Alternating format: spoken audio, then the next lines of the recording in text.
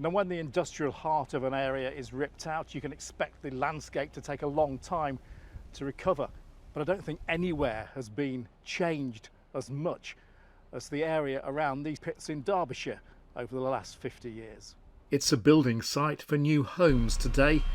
Go back to the early 80s though, and this part of Shipley Park was a building site for a new theme park called Britannia Park, which was meant to celebrate the best of Britain.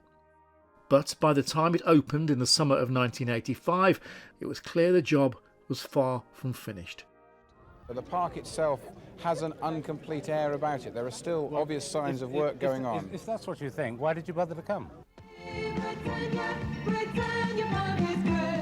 Britannia Park between Nottingham and Derby is now open. Like my old left hook, it's a knockout.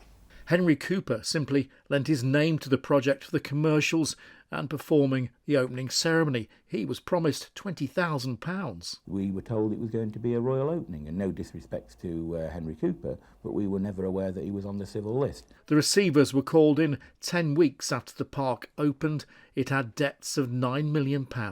I give you an absolute guarantee that the creditors of Britannia Park Limited, the unsecured creditors, will get their money back. Alyson Marriott, a local History Society member, lives near the park and remembers well its failure.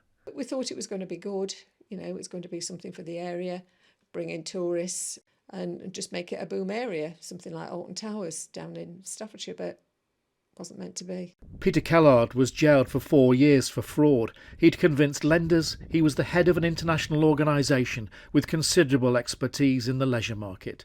His headquarters were less than grand. He'd cost some of those he'd owed money their livelihoods. Less than 12 months later, another theme park opened on the site with a different theme, the American Adventure.